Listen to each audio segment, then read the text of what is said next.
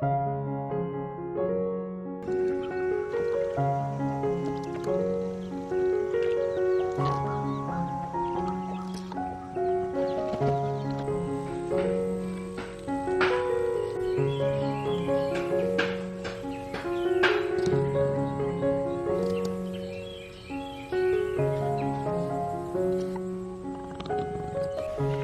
everyone, welcome back to the homestead. It is definitely fall here in the Ozarks. The skies have been so beautiful. Lots of blue skies and puffy clouds. A little bit breezy, but for the most part the weather's been beautiful as well. Cooler nights and still nice warm days. Last week I didn't get to create a video and get that posted because we had an unexpected event in our lives, which was really fun. Some good friends of ours invited us to go with them to a local vineyard, and it's the grapes are grown organically, and it's a pick your own. So between our two families, we gathered how many grapes? Do you remember? I don't know. It was about 8 40-pound totes, but 40 pounds was kind of the minimum. If you were to heap them, they were a little bit more than that, but still the same price. It was only 50 cents a pound, which is wonderful for organic grapes. So it ended up being a beautiful day. We had a lot of fun hanging out with our friends and gathering grapes. It was a really beautiful vineyard, and they had sheep there too. Some of the grapes that we harvested weren't just for our family or for other families, but we kept 80 pounds of them. Yeah, so with that 80 pounds of grapes, and this was after we picked through them all and got the good ones separated out, washed them, we still had 80 pounds of grapes. Then we decided to make them into a little bit of juice and then jelly as well. This was a whole new process for us. So for both the juice and the jelly to begin with, we cooked down the grapes a little bit with a little bit of water in a big pot to soften them. Then we strained them through a pasta strainer and set aside the pulp. Yeah, we realized that we're getting acorns falling on us here, guys. It's kind of a dangerous spot we're in right now. We found that by saving the pulp, just kind of setting it aside in a bowl, some of the juices continued to come out, and you could kind of use a spoon and get more juice out of the pulp. And I'll tell you what we did with the rest of the pulp later, but we sent the juice from that through a second strain using just a really fine mesh stainless steel strainer. And then we measured our juice into a big canning pot. With the juice that we wanted to actually keep for canning juice, we put that into cold storage, and then the next day just took the very top part of the juice and left the little sludge that kind of collects at the bottom out, and I guess that can sometimes give the juice an off flavor. So we ended up with, was it 1.5 gallons of juice about? Mm-hmm. Yep. And then the rest of the juice we made into jelly using Pomona's Universal Pectin. Thankfully we were given a good tip from a friend that grapes have a lot of natural pectin in them, so we only used half the amount of pectin and it turned out perfect. If we had used the full amount of pectin, it would have probably ended up pretty clumpy. So then with the pulp, we ended up blended it with a stick blender and then put it through our little stainless steel food mill, and that made a really nice, almost like a syrup, a grape syrup, and we've been using that on pancakes. So we didn't can that, we just put it in the freezer in jars. We'll probably use that first and save the jelly for later, although we did dig into the jelly today. It's really hard to wait. So that was a really joyful process. It took a lot of time. Thankfully we had a lot of help though, and maybe we'll do that again next year. That was a real blessing. I'm excited to have so much jelly filling up our shelves in the pantry. So another joyful thing is we got the sawdust bin finished, and it's now accessible from the backyard. So that's a real blessing. You can just go straight from our back door right to where the sawdust is, and it makes it really easy for that chore to be done. That's Biddle's chore, and so I think she appreciates not having to go out around like she used to have to do. The greenhouse is coming along as well. What's going on with that? The first windows are in, and we did the first layer of the tank stand. Yeah, last week the forms got put up for the stand, And today, a good friend of ours, thank you Mark for helping with that, and many of our children, most of our children, helped to create a concrete donut. And we're going to do one more layer on top of that, and it's going to be for our rainwater catchment tank that's going to go in there. So it's exciting and joyful to see more being done on the greenhouse.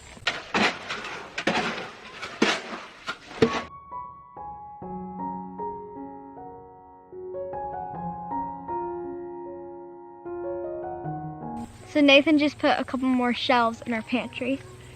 Yes, our main food pantry, it's still not complete. We just keep adding shelves little by little as we can. And pretty much as soon as you put those shelves in, we filled them up with our Mayhan yam sweet potatoes.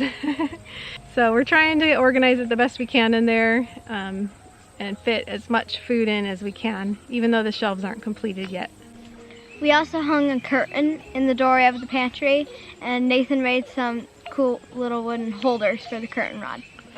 Yeah, we're trying to keep it more dark in there because it's connected to our mudroom, and so a lot of light comes in through the mudroom. So our curtain is not really the permanent curtain, it's just a temporary one, but it is helping to keep a little bit of the light out. I think we need to get a little bit darker and longer curtain for it eventually, but it's another small step forward in getting things set up the way we know they need to be. Sometimes it can be hard when you're setting up a homestead and a home because you know what needs to happen in a lot of ways, and it's just a matter of having the time and resources to implement those plans and get things functioning right. I'm excited to be at a place in our lives where we're able to implement a lot of the things that in the past we've known needed to be done, but we just weren't able to get to. It's been joyful for me lately to see the pantry shelves fill up with our canned goods. Yeah, this is the first year, as many of you know, that we've done a significant amount of canning, and so it's been a real blessing to see the shelves fill up. Right now, the way we're organizing things in the pantry is most of our canned goods are going on to 6 shelves, and each shelf has about a month's worth of food. I'm not sure if we're going to stick with that way of organization or if eventually we'll just kind of put like items together on the shelves. We'll see. But for now, that's working well to do it that way.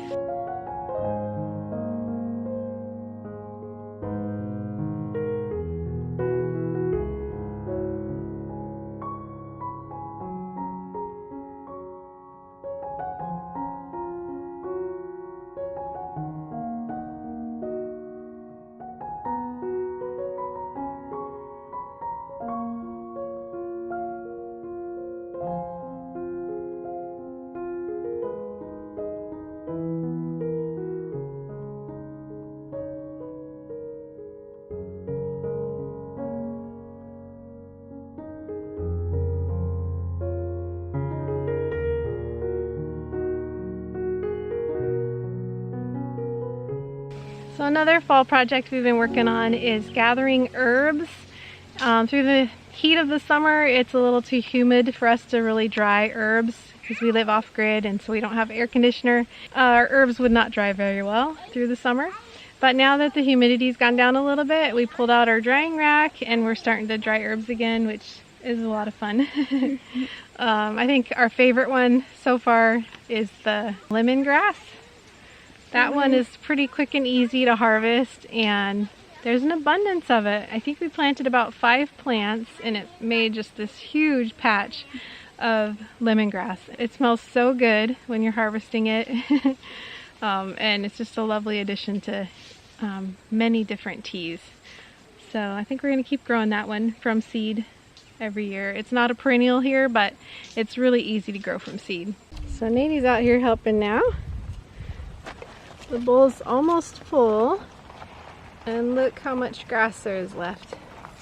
Only taking out a little bit right there. So much.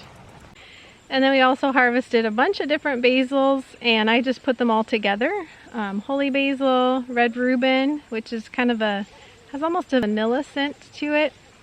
And then cinnamon basil. I didn't end up harvesting any lemon basil because we didn't harvest that much through the summer, and so it heavily went to seed and there were hardly any leaves left on it. So we'll have to do better with the lemon basil next year. And then we still have our regular Genovese type basil. It's actually called Emily. It's a more petite Genovese basil. And we're saving that to make more pesto. And once we've made more pesto, then we'll finish harvesting that for just using in the kitchen for cooking. What else? Oh, we harvested lemon balm as well. And anise hyssop. So we still have a lot of all of those herbs actually to harvest, but our drying rack is currently full, so we'll have to wait on that until the ones we have in there are dried, which usually takes about a week and a half when we don't have our cook stove going. Once we get our cook stove going, it dries much faster. And then we still have the moringa to harvest as well. I'm kind of waiting on that right now. I was also thinking of harvesting the moringa today. It's doing fantastic still, but it is starting to get a little bit yellow. But this is the first year that we have blooms on it, so I think I'm gonna try and wait to harvest it and see if those blooms will go to seed. It'd be amazing if we could save seed from this. I don't know if we have enough time for that to happen before our first frost, but anyway, we'll probably harvest this right before the frost, or if it starts to get too yellow, starts to die, then we'll go ahead and harvest it. And some of you have asked in the comments what we use moringa for. Mostly we dry it and put it in soups and stews through the winter time. It just adds a nice flavor and extra nutrition to the soups and stews. And then if we have some extra, we'll also give it to the chickens once in a while too, to give them a little nutrition boost in the winter time. It's supposed to be one of the most nutrient dense plants on earth. So even though it's not perennial in our zone 6, we can grow it from seed here, and it gets very large by the end of the season, so it gives us quite a good harvest off of it. So I think it's worth it. It's a beautiful plant as well. And then we have the red roselle still to harvest, huh? Which is exciting when we actually get a good harvest of that. Sometimes that one doesn't make it to maturity, but this year there's bunches of little flowers. They're much smaller than normal, and the little red calyxes are forming, so we'll probably start harvesting that in a couple weeks. We're going to do that right before the first frost and make sure we get as many as we possibly can. Before we go, I just wanted to share our little mystery squash. It's not little anymore. Right off our patio, the Zucchino rampicante plant that somehow got planted right off our patio along the fence line is still growing and doing amazing. It's got a huge squash on it right now that's getting ready to harden up into a winter squash. And I think we've got like 10 squash off of that one so far. There's still a bunch of babies. So that's been really fun. A joyful thing to watch that grow. Something that we didn't even plant or don't know how it got there. So that's kind of a summary of the joys of fall here on the homestead for us so far. It's just the beginning. Before we go, we have a few thank yous to give. Thank you to the person who got us the crackers and chips. Yeah, it's one of our favorite varieties of crackers, huh? And thank you to the person who got us the beautiful little garden bench. It's already been put to much use. We really enjoyed it so far. It's sitting in the middle of the garden right now. It's intended to go under our rose bush. So eventually, once we have rose arbor and finish the cobblestone in that area, we're going to be putting it under our climbing rose. Thank you to Larry B for this wood glue and this glue bottle. Man, what are you going to do with all of that?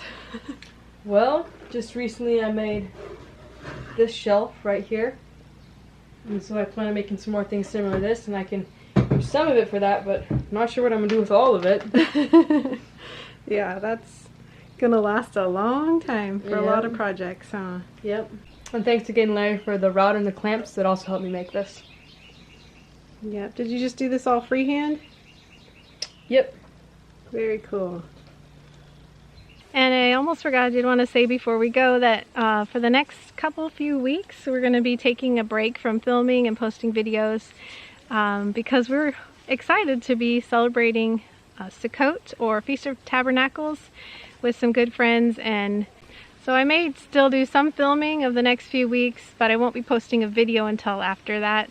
So if you'd like to go back and watch some of our old videos in the meantime, feel free to do that.